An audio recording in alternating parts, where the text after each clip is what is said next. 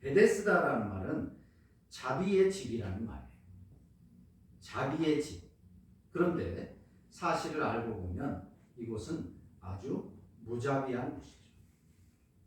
물이 솟구치면 나이가 제일 많은 사람 혹은 병이 굉장히 심한 사람이 먼저 내려갑시다.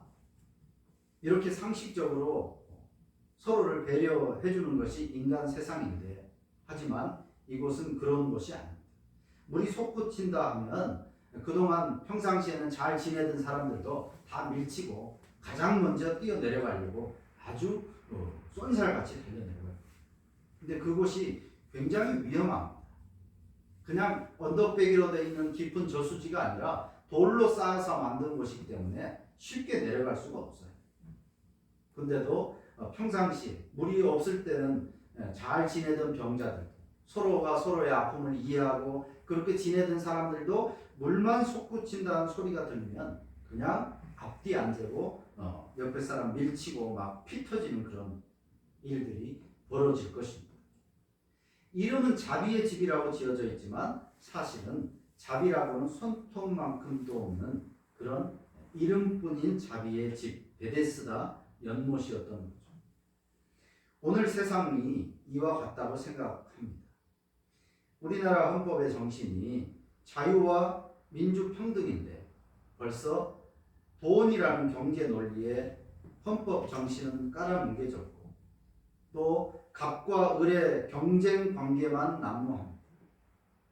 겉으로는 평화가 있고 상식이 있고 법이 준수되는 것 같이 보이지만 평상시에 또 이웃들 간에도 가족들 간에 형제 간에도 살가운 정이 넘치지만 평상시에 하지만 돈이라는 문제가 얽히게 되면 관계는 산산조각이 나고 맙니다. 대단히 위태롭고 팽팽한 긴장을 머금은 절반의 평화고 위장된 평화가 있는 것이죠. 자식이 부모를 죽이는 그런 상황은 다 돈 때문입니다. 부모가 자식을 버리는 것도 돈 때문이고 형제 간의 재판을 벌이는 것도 돈 때문이고 부모 자식 간의 재판을 하고 싸우고 의절하고 하는 모든 일, 그렇지 않을 때는 차라리 없을 때에는 살가운 정을 가지고 서로 없는 가운데 나눠 먹고 살던 그런 가족들인데도 불구하고 또 서로 언니, 동생, 오빠, 형제, 형님 이러면서 지내던 이웃들 간에도 법 문제가 걸리면 언제 그랬냐는 듯이 재판까지도 가는, 심지어 죽이기까지도 하는 그런 일들이 벌어지는 바로 그런 것. 이게 우리가 살고 있는 사실은 세상의 속성이라고 하는 거죠. 희망을 가질 수도 없고 그렇다고 해도 방법이 없으니까 포기할 수도 없는 그런 희망 고문이 날마다 벌어지는 곳이 베데스다 연못이었고 오늘 우리가 살고 있는 세상입니다. 5천만 명이나 되는 인구가 우리 남한에 살고 있는데 사람들이 돈이라는 그 연못을 가운데 두고 가장된 평화를 유지하고 있는 것입니다. 그러다가 어디에 뭐가 돈이 된다는 소문이 동하면 그야말로 속된 말로 에미에비도 나몰라라 하고 거기에 달려드는 세상이죠. 그러다가 그 중에 5천만 명 중에 한 열댓 명이 손에 무엇인가를 쥐겠지만 그러나 그 나머지 사람 4,900만 99만 9,990명 그 나머지 사람들은 실패와 눈물을 흘리게 되는 것이죠. 그러니까 그 몇 명 안 되는 열댓 명의 사람들은 그 많은 4,900만의 사람들을 짓밟고 그들의 눈물 위에서 그들은 무엇인가를 손에 쥐게 되는 것입니다. 그런데도 사람들은 부동산 벼락 부자를 늘 희망하고 삽니다. 부동산을 가지지 못한 사람들은 주식이나 또 무슨 가상화폐냐 하는 이런 것들을 가지고 대박의 희망을 품고 오늘도 사실은 희망이 없는 베데스다 주의로 세상은 우리들을 유인하고 있는 것이죠. 계속해서 할 수 있다. 너도 할 수 있다. 저 사람처럼 할 수 있다. 저 사람처럼 당신도 한 방 대박을 칠 수 있다. 이렇게 계속해서 사람들을 그 중심으로 끌어모으는 거예요. 그리고 사람들이 모아지면 그 사람들을 등을 쳐서 그 중에 한두 명만 무엇인가를 또 손에 쥐는 이런 구조의 반복이 오늘 우리가 살고 있는 세상이라고 하는 것이죠. 교회와 신자들은 그러면 세상 사람들과 얼마나 다를까? 교회는 얼마나 다를까 하면 교회 역시도 크게 다르지 않다는 거예요. 많이 가진 사람들을 더 대우해주고 명망 있는 사람들을 우대하고 또 교회에 아주 열심히 하는 사람들만 믿음이 좋다고 축혀 세우면서 집사도 시켜주고 장로도 시켜주고 하나님 복받을 사람이라고 칭찬을 막 퍼부어 댑니다. 그리고 교회 건물을 꾸미고 교회를 확장시키는 것이 본래 교회의 사명인 것처럼 교회들이 땅 투기도 마다하지 않고 그것이 하나님이 기뻐하시는 것이라고 사람들을 막 선동해대는 그런 교회들이 많이 있다는 거예요. 하나님을 믿고 성경의 말씀대로 사는 것을 목적으로 하지 않고 내가 믿어주는 대신에 하나님은 나에게 뭔가를 내가 원하는 것을 해 주셔야 된다라고 하는 그런 거래하는 것 같은 신앙생활을 요즘 교인들이 많이 하고 있습니다. 내가 교회를 다녀주는 만큼 또 헌금을 하고 기도를 열심히 하는 만큼 하나님은 내가 원하는 것, 그 원하는 것, 돈, 그걸 해줘야 된다는 것이죠. 그렇지 않으면 쉽게 교회를 떠나버리기도 하고 다른 교회를 찾아가기도 하고 이런 여기저기 저 교회에 뭐 다른 게 있다, 저 교회는 뭐 사람들이 모인다, 이런 소문이 동하는 것을 쫓아다니는 그런 사람들이 오늘 많이 있습니다. 예수님이 2000년 전에 이 땅에 오신 예수님이 당신을 믿으면 부자 되게 해주겠다. 또 세상에서 만사 형통하게 해주겠다. 이 세상에서 잘 나가게 해주겠다라고 십자가에서 죽으시고 다시 살아나신 것이 아닙니다. 예수님이 그것 때문에 이 땅에 오셨거나 그것 때문에 죽었다가 살아나신 것이 아니라 신앙의 목적이 틀려버립니다. 교회를 다니는 예수님을 믿는 목적이 이 땅에서 잘 되기 위해서 돈 많이 벌고 형통하기 위한 그런 목적을 가지고 교회를 다니면 그 목적은 틀린 겁니다. 목적이 틀렸으니까 방법도 틀리는 것이고 그런 사람들이 모여 있으니까 그 교회도 틀린 교회가 됩니다. 이름은 교회인데 겉모양은 교회같이 생겼는데 그 안에서 하는 짓들은 본래 교회가 하는 일들을 하지 못하면 그건 잘못된 교회라고 하는 것이죠. 베데스다 이름이 자비의 집이지만 실상은 자비의 집이 아니었습니다. 무자비한 집이었습니다. 마찬가지로 교회라고 하는 것도 겉모양이 교회고 또 교회가 하는 일들을 다 하지만 그러나 목적이 틀려버린 잘못된 목적을 가지고 모인 사람들이 있는 그 교회는 틀린 교회, 실상 교회라고 말할 수 없는, 사람들은 교회라고 불러주지만 하나님이 보실 때는 그건 내가 원하는 교회가 아니기 때문에 교회라고 말할 수 없는 것이죠. 사람들이 원하는 교회가 돼야 어쩌면 교회가 클 수 있습니다. 우리 교회 오면 이렇게 잘 되고 이런 좋은 일들도 많이 일어난다. 사람들이 원하는 것을 주거나 그걸 가르치면 어쩌면 교회가 잘 클 수도 있겠지만 그러나 사람들이 원하는 교회가 되어서는 안 되고 성경이 가르치는 그런 교회가 되어야 한다는 것입니다. 어쩌면 사람들이 환영하는 교회, 그런 교회는 이 땅에서 존재하기가 어려울 수 있습니다. 그럼에도 불구하고 교회는 성경을 바로 가르치는 교회가 되어야, 그게 교회의 목적입니다. 돈을 벌기 위하고 이 세상에서 잘 되기 위해서라면 교회를 굳이 나올 필요가 없는 거죠. 그 시간에 나가서 열심히 일하면 되는 것이고 다른 일들을 하면 되는 것이지 굳이 교회에 나올 필요도 없습니다. 교회는 성경을 바로 가르치기 위해서 세워진 곳입니다.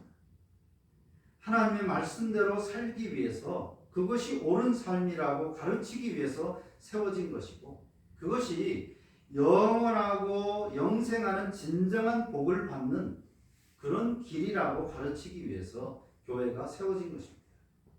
이 땅에서 잠시 누리는 영광과는 비교할 수 없는 신령한 하늘의 구원을 누리는 것이라고 사람들을 설득하는 것이 바로 교회의 사명이라고 하는 것이죠. 그래서 교회는 어쩌면 존재론적으로 이 땅에서 존립하는 것이 힘듭니다. 대다수의 사람들은 그렇게 살지 않으려고 합니다. 힘들게 살지 않으려고 하고 이 땅에서 잘 살려고 하고 잘 나가려고 하고 그렇기 때문에 교회에서 가르치는 대로 성경대로 살려고 하지 않기 때문에 어쩌면 교회는 그 존재 자체가 힘겨운 것이 당연한 것이고 더구나 참된 교인으로 산다고 하는 것도 굉장히 좁고 힘든 길을 걷는 것과 같다라고 하겠습니다. 그럼에도 불구하고 그 좁고 힘든 그 삶을 자발적으로 살게 하고 오히려 기쁘게 교회 생활을 하게 하는 은혜가 우리에게는 있다라고 하는 것입니다. 바깥에서는 잘 모르겠지만 그런 일들이 없는데 세상 사람들이 다 원하는 그런 것들이 없음에도 불구하고 이 안에는 교회 안에는 또 신앙생활에는 사람들이 알지 못하는 그런 기쁨이 있습니다. 불가능한 희망에 묶여 살던 오늘 성경에 나오는 이 사람, 미신에 찌들어 살던 이 사람을 예수님이 찾아와 주셨습니다. 그리고 이 사람이 원하는 대로, 그러니까 이 사람을 예수님이 찾아와서 네가 낫고자 하느냐, 정말 낫기를 원하느냐라고 물어봤더니 이 사람이 아무도 나를 저 연못가에 데려다 주지 못한다. 내가 저기 내려가서 물로 씻기만 하면 낫을 것 같은데 나 혼자서는 걸어갈 수도 없고 아무도 나를, 가족들도 다 버린 거죠. 친구도 없고 아무도 나를 저 연못으로 나를 데려다 주지 않는다. 그렇게 한탄을 합니다. 그런데 예수님이 그 사람을 그럼 내가 너를 끌어안고 연못가로 데려다 주겠다라고 하신 것이 아니었습니다. 예수님은 그 사람에게 뭐라고 말씀하시냐면 베데스다를 떠나라고 말씀합니다. 이 사람은 그래도 신라 같은 희망을 품고 저 물에 씻기만 하면 좋겠는데라고 희망을 품고 있는데 되지 못할 희망을 품고 있는데 예수님은 그 사람에게 여기를 떠나라고 하는 것입니다. 베데스다를 떠나라. 네 깔고 있는 그 낡은 돗자리 끌어안고 이제 다른 데로 가라는 것입니다.